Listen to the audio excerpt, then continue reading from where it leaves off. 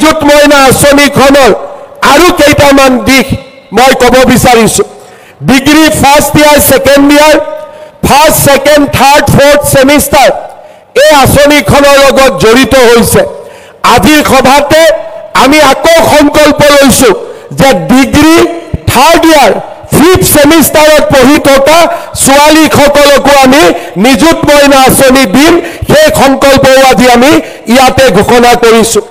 তাৰ লগে লগে অসমৰ পলিটেকনিক আৰু ITI যিসকল ছাত্ৰী অধ্যয়ন কৰি আছে, পলিটেকনিক আৰু ITI যিসকল ছাত্ৰীয়ে পঢ়ি আছে, তেওঁলোককো আমি নিযুত মইনা আঁচনি দিয়াৰ বাবে আমি সিদ্ধান্ত গ্ৰহণ কৰিছোঁ।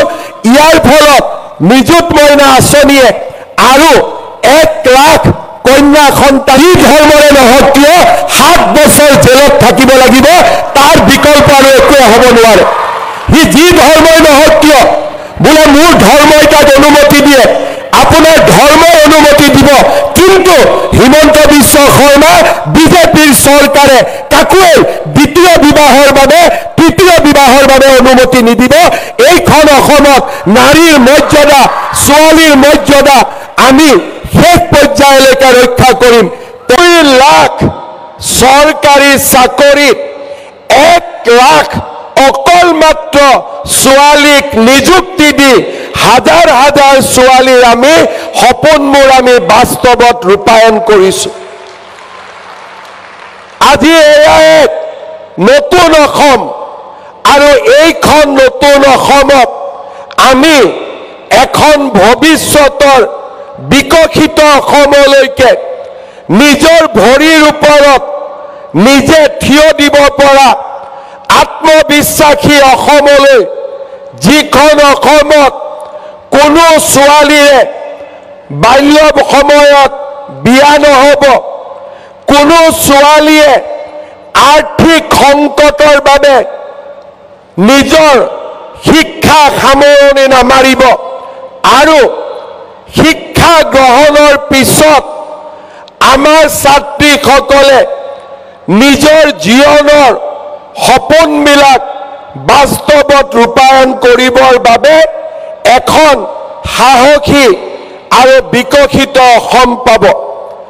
আজি আমি ৰাজ্যত চৰকাৰী চাকৰিৰ লগে লগে জাগিৰোডত টাটাৰ ছেমিকণ্ডাক্টৰ, বঙাইগাঁৱত থাৰ্মেল পাৱাৰ প্ৰজেক্ট, নাহৰকটীয়াত ইউৰিয়া প্লাণ্ট, এই ধৰণে আজি আমি সমগ্ৰ অসমতে উদ্যোগ স্থাপনৰ এক নতুন কৰ্মযজ্ঞত আমি নিজকে নিয়োগ কৰিছোঁ, যাতে অসমৰ ছোৱালীসকলে বাধ্যত পৰি অসমৰ বাহিৰত কম দৰমহাৰ কাৰণে চাকৰি কৰিব যাব নালাগে। আজি মই গৌৰৱ অনুভৱ কৰোঁ, আমি যোৱা বছৰ টাটা ছেমিকণ্ডাক্টৰত ভৱিষ্যতে কাম কৰিবৰ বাবে বাংগালুৰুলৈ আমি আমাৰ অসমৰ ছোৱালীসকলক প্ৰশিক্ষণৰ বাবে পঠাইছিলোঁ। নাৰ্ছৰ শিক্ষা সামৰণি মাৰি আমি অসমৰ ছোৱালীক ছিংগাপুৰলৈ পঠিয়াইছিলোঁ নাৰ্ছ হ'বৰ বাবে, আৰু এতিয়া আমি জাপান, কোৰিয়া আৰু বিদেশৰ বহুত ৰাষ্ট্ৰত উন্নত দৰমহাৰ বিপৰীতে আমাৰ অসমৰ যুৱক যুৱতীৰ সংস্থাপনৰ পথো আমি মুকলি কৰি দিয়াৰ দিশত দ্ৰুত গতিত আগবাঢ়ি যাব পাৰিছোঁ। আজি আমি অসমে এখন সমতাৰ অসম বিচাৰিছোঁ, যিখন অসমত নাৰী সমাজক সন্মান কৰা হয়, যিখন অসমত ছাত্ৰীক ঘৰৰ লক্ষ্মী বুলি মানি লোৱা হয়, যিখন অসমত ছোৱালীৰ মৰমেৰে, ভাগিনীৰ মৰমেৰে এখন মমতাময়ী অসমৰ আমি সৃষ্টি কৰিব পাৰোঁ। ধ্বংস নহয়, এখন সৃষ্টিৰ অসম, ঘৃণা নহয়, এখন মমতাৰে ভৰা অসম উন্মাদনা নহয়, চেনেহৰ মাজেৰে নিৰ্মাণ হোৱা এখন সমন্বয়ৰ, এখন বিকাশৰ অসম, তেনে এক অসমৰ স্বপ্নক আজি আমি বাস্তৱত ৰূপায়িত কৰিব খোজো। আজি আমি এটা এটাকৈ নতুন নতুন প্ৰচেষ্টা লৈছো। চাইল্ড মেৰেজৰ বিৰুদ্ধে যুঁজিবলৈ পুলিচে যদি নিজৰ ব্যৱস্থা হাতত লৈছে, শিক্ষা বিভাগে আজি বাল্য বিবাহ আৰু ছাত্ৰীক শিক্ষাত আগুৱাই লৈ যাবলৈ আজি নিযুত মইনা আঁচনি লৈছে। অসম চৰকাৰে 50% আৰক্ষণৰ জৰিয়তে পঞ্চায়তৰ পৰা আৰম্ভ কৰি চৰকাৰী চাকৰিলৈকে নাৰীক এক অভূতপূৰ্ব মৰ্যাদা প্ৰদান কৰিছে আৰু অৰুণোদয়ৰ দৰে আঁচনিৰ জৰিয়তে আমাৰ মাতৃসকলক নিজৰ স্বাভিমান ঘূৰাই অনাত আজি আমি সাৰথীৰ দৰে ভূমিকা গ্ৰহণ কৰিবলৈ সক্ষম হৈছো।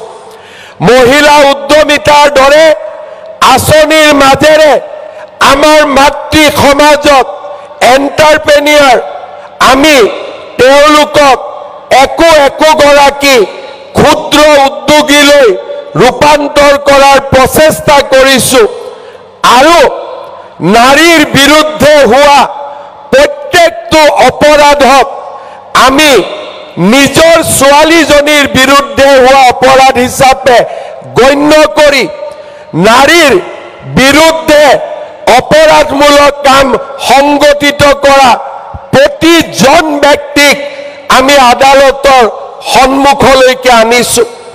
তাৰ ফলশ্ৰুতিত আজি অসমত বাল্য বিবাহ কমিছে, নাৰীৰ বিৰুদ্ধে অপৰাধ কমিছে। ছোৱালীক মোৰ কন্যা সন্তানক মৰ্যাদা প্ৰদান কৰাৰ ক্ষেত্ৰত আমি আৰু নতুন নতুন কাম কৰিব বিচাৰিছো। মই ব্যক্তিগতভাৱে কেতিয়াও মানি ল'ব নোৱাৰো যে এগৰাকী ছোৱালীয়ে এজন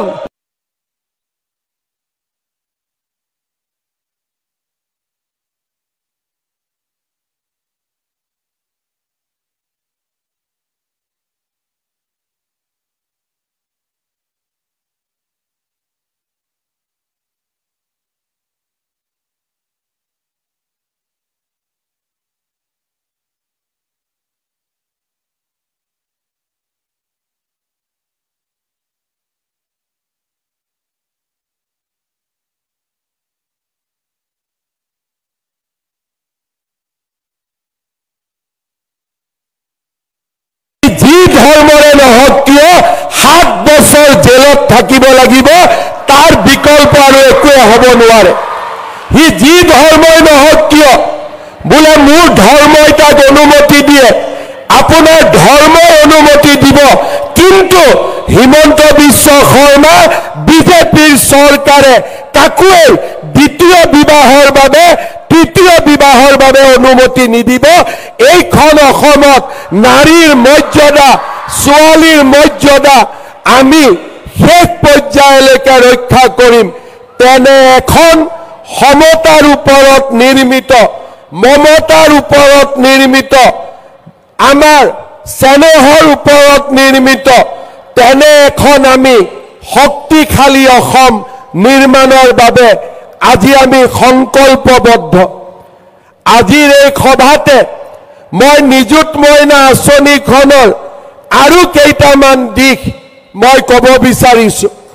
degree first year, second year, first, second, third, fourth semester এই আঁচনিখনৰ লগত জড়িত হৈছে। আজিৰ সভাতে আমি আকৌ সংকল্প লৈছো যে ডিগ্ৰী থাৰ্ড ইয়াৰ, ফিফ্থ ছেমিষ্টাৰত পঢ়ি থকা ছোৱালীসকলকো আমি নিযুত মইনা আঁচনি দিম। সেই সংকল্পও আজি আমি ইয়াতে ঘোষণা কৰিছো।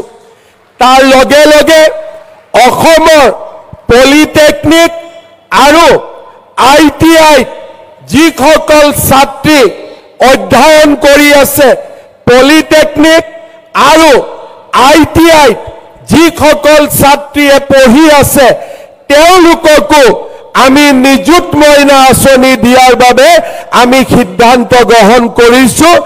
ইয়াৰ ফলত নিযুত মইনা আঁচনিয়ে আৰু 1 লাখ কন্যা সন্তানক সামৰি ল'ব।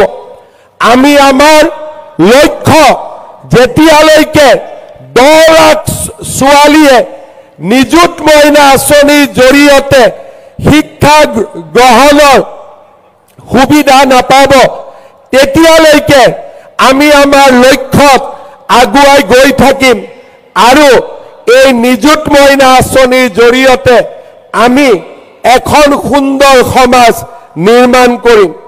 আজি মই অনুভৱ কৰোঁ যে আমাৰ ছাত্ৰীসকলক আমি যিমান পুঁজি দিছোঁ সেয়া যথেষ্ট নহয়, কিন্তু অসমৰ দৰে দুখীয়া ৰাজ্য এখনত এফালে আমি বিকাশ কৰিব লাগিব, এফালে চৰকাৰে পুঁজি সংগ্ৰহ কৰিব লাগিব, দ্বিতীয়তে ইয়াৰ আমি সম্যক বিতৰণ কৰিব লাগিব। যেতিয়ালৈকে আমাৰ অসম শান্তিৰ অসম হৈ থাকিব, যেতিয়ালৈকে আমাৰ অসম সোণোৱালী হৈ থাকিব, যিখন অসমত উন্মাদনাৰ য'ত স্থান নাথাকিব, তেনে এখন সমাজ, তেনে এখন অসম দুপে আগবাঢ়ি যাব পাৰিব আৰু আমি আমাৰ কন্যা সন্তান পুত্ৰ সন্তান সকলোৰে বাবে আমি নতুন নতুন চিন্তা আমি কৰিবলৈ সক্ষম হ'ম। এই বছৰত আমি আৰু 2টা নতুন আঁচনি আনিছো। এটা হৈছে মেট্ৰিক পৰীক্ষা। যিসকল ছাত্ৰ ছাত্ৰীয়ে এই বছৰ মেট্ৰিক পৰীক্ষা দিব তেওঁলোকে যাতে কিতাপ পত্ৰ কিনিব পাৰে, পৰীক্ষাৰ বাবে নিজক সাজু কৰিব পাৰে। 15 নৱেম্বৰৰ পৰা মেট্ৰিক পৰীক্ষা নোহোৱালৈকে আমি তেওঁলোকক মাহত 300 টকাকৈ তেওঁলোকৰ একাউণ্টত আমি দি যাম, যাতে কোনো এগৰাকী ল'ৰা ছোৱালীয়ে টকাৰ অভাৱত নোট এখন কিনিব নোৱাৰাকৈ থাকে, কিতাপ এখন কিনিব নোৱাৰাকৈ থাকে। আজি নিযুত মইনা আঁচনি পোৱা ছাত্ৰীসকলক মই কি দিম নকওঁ, ফেব্ৰুৱাৰী মাহত মই আপোনালোকক আৰু এটা উপহাৰ দিম, যিটো উপহাৰে আপোনালোকক পঢ়িবৰ বাবে আৰু বেছি উৎসাহিত কৰিব। আজি মই নকওঁ, সেয়া মই ফেব্ৰুৱাৰী মাহত আপোনালোকক নিজে নিযুত মইনা আঁচনিৰ লগত আৰু এটা ভাল উপহাৰ মই আপোনালোকলৈকে পঠাম, যাতে আমি সকলোৱে নিজৰ পঢ়া শুনাত আমি সকলোৱে ধৈৰ্য আৰু মনোযোগেৰে সৈতে আগবাঢ়ি গৈ থাকিব পাৰিম। আজি আমাৰ সমগ্ৰ অসমতে 3.5 লাখ ছাত্ৰীয়ে আমাৰ এই সভাত উপস্থিত আছে। মই 3টা পৰামৰ্শ দিম। আমাৰ অসমত এটা ধাৰণা আছে যে ঘৰত যদি ছোৱালী, সেই ছোৱালীক আমি সোনকালে বিয়া দিব লাগে। বহুতে ভাবে যে ছোৱালীক বিয়া দিলে আমাৰ দেউতাকসকলক